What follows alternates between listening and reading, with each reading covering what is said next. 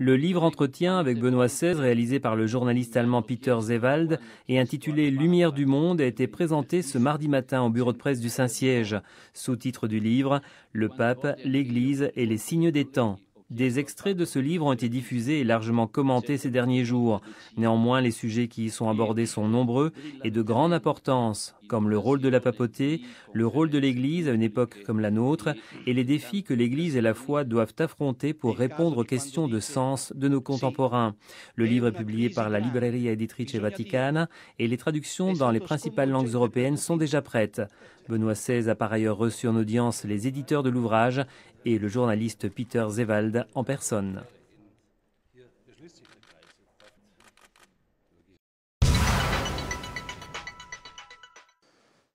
Le cardinal jésuite Urbano Navarrete, décédé ces jours-ci, avait une vision profondément chrétienne en dirigeant son engagement pour Dieu, pour l'homme, dans son enseignement et dans ses œuvres. Le pape l'a souligné durant les funérailles du cardinal qui se sont déroulées aujourd'hui dans la basilique Saint-Pierre. Dans le Christ, a ajouté le pape, l'homme retrouve la vie du salut et l'histoire humaine y reçoit aussi son point de référence et sa signification profonde. Avec cet horizon d'espérance, nous croyons que le cardinal Urbano Navarrete s'est endormi dans le Seigneur au terme d'une existence bien remplie durant laquelle il a incessamment professé la foi en ce mystère d'amour en proclamant à tous la parole de salut. Nel libro della vita.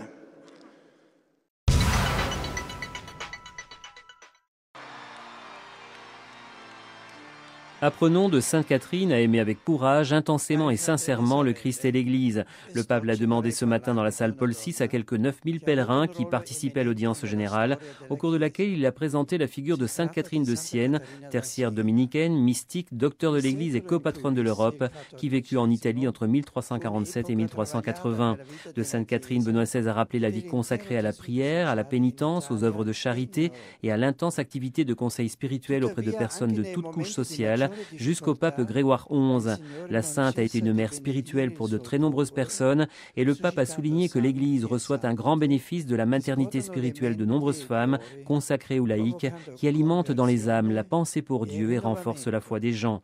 Benoît XVI a décrit les deux visions les plus célèbres de la sainte de Sienne, celle du mariage avec le Christ qui lui offre un anneau visible d'elle uniquement et celle de l'échange du cœur dans laquelle Jésus met son cœur dans la poitrine de Sainte Catherine qui lui avait offert le sien. Nous tous, a commenté le pape, nous pouvons nous laisser transformer le cœur et apprendre à aimer comme le Christ, grâce à la prière, à la méditation sur la parole de Dieu et au sacrement, surtout en recevant fréquemment et avec dévotion la communion.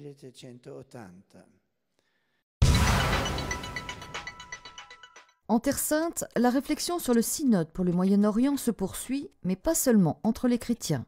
À Bethléem, au centre d'études religieuses Al-Lika, le père Rafik Kouri, palestinien, qui était un des experts au synode, a tenu une rencontre à laquelle les musulmans étaient eux aussi conviés. Père Kouri a parlé de la présence chrétienne dans la société palestinienne, encourageant les chrétiens à s'impliquer davantage dans la vie publique et réaffirmer la nécessité, soutenue par le synode, d'une foi plus intense et d'un témoignage plus marqué de la part de la minorité chrétienne. Mais le père Kouri a aussi parlé des mouvements islamiques fondamentalistes et de l'intégrisme religieux, qui, a-t-il affirmé, durant ces 30 dernières années surtout, ont nui au climat général dans la société. Mais par chance, il y a aussi des signes différents et positifs grâce à des réalités et des rencontres comme celle-ci. Je suis imam à la mosquée des Habéin. Je remercie le centre Al-Lika de ces rencontres car elles renforcent les liens entre les musulmans et les chrétiens. Ces rencontres font grandir la confiance entre nous, nous qui avons et qui adorons un unique Dieu. Il faut dialoguer, nous écouter davantage car notre foi nous apprend à faire le bien, non le mal. Nos relations doivent être comme ça, fraternelles, amicales, en nous rendant visite réciproquement. Ce qui arrive en Irak est une chose très grave, qui frappe les musulmans et les chrétiens. C'est une attaque à l'humanité. Il n'est pas possible qu'une personne soit tuée de façon si barbare. Nous, musulmans, nous condamnons durement. Chrétiens et musulmans doivent travailler pour être unis. Et puis, les chrétiens doivent rester là, sur la terre de leurs racines, d'autant que les chrétiens sont ici depuis bien avant nous, les musulmans. Ce que le synode pour le Moyen-Orient a fait et dit mérite tout mon respect. À Jérusalem aussi, les chrétiens d'Irak étaient bien présents aux esprits le dimanche 14 novembre. Tandis que des milliers de pèlerins du monde visitaient le Saint-Sépulcre, À quelques mètres de la place de la Basilique, à l'école des Frères, un groupe de représentants des églises chrétiennes de Terre Sainte s'unissait pour prier. Car la prière, selon ces communautés, est l'élément fort qui peut créer un pont avec les chrétiens de tout le Moyen-Orient.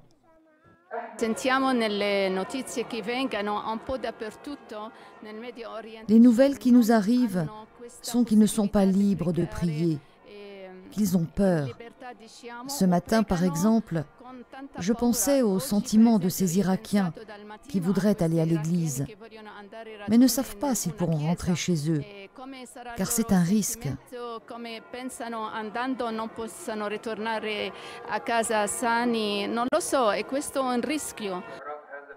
Paix, respect et liberté d'expression de culte, c'est ce que demandent les églises réunies à cette rencontre, où il n'y avait d'ailleurs pas que des chrétiens.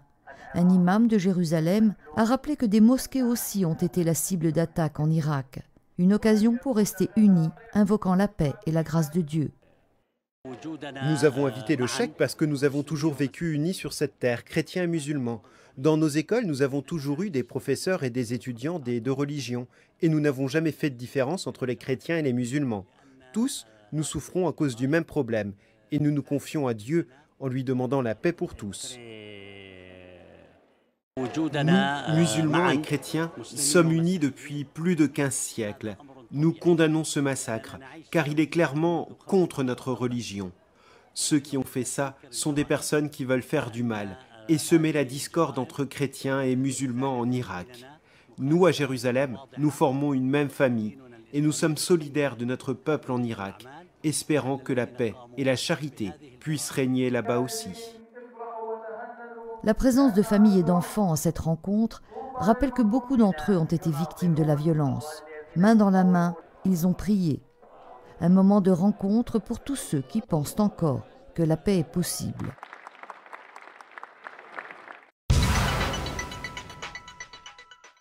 Lumière du monde, le livre événement réalisé à partir d'échanges entre Benoît XVI et le journaliste allemand Peter Seewald paraît ce week-end en France. Cette sortie intervient quelques jours après sa présentation officielle à Rome, mais aussi et surtout une semaine après la publication anticipée par l'Osservatore Romano de certains de ses passages les plus piquants. En l'espace de quelques heures, rappelez-vous, les médias du monde entier avaient au fait de reprendre, décortiquer et commenter un extrait bien particulier, quelques lignes sur 250 pages, où le pape admet l'utilisation du préservatif dans certains cas justifiés pour réduire les risques de contamination. Pris de court par cette diffusion inopinée, le bureau de presse du Saint-Siège, en charge de la présentation de cet ouvrage, a toutefois rapidement apporté son éclairage à ceux qui se demandaient si les propos du pape sur les préservatifs étaient révolutionnaires. Oui et non, répond le père Lombardi, le porte-parole du Vatican. Le livre ne constitue pas, selon lui, un tournant révolutionnaire puisque de nombreux théologiens et personnalités de l'Église catholique ont déjà soutenu et soutiennent encore de telles positions. Toutefois, le père jésuite concède que l'on n'avait jamais entendu de tels propos de la bouche d'un pape. Le caractère révolutionnaire de Lumière du monde est à chercher ailleurs. Cet ouvrage constitue un événement parce qu'il est la transcription intégrale de 6 heures d'entretien réalisées sans aucune censure, et c'est le journaliste allemand qui le souligne, sur un large éventail de sujets, y compris les crises traversées par l'Église au cours de ces derniers mois. Le style du livre aussi est assez inédit, une suite de questions-réponses courtes dans un langage clair. Le pape, assure-t-on à Rome, a cherché à parler avec un langage compréhensible, accessible à tous. Dernière question, Benoît XVI a-t-il eu raison de prendre le risque de faire ce livre? Il semblerait que le pape ait gagné son pari car, à l'instar du père Lombardi, nombreux sont ceux qui ont salué cet acte de vrai courage de communication, y compris parmi ses détracteurs.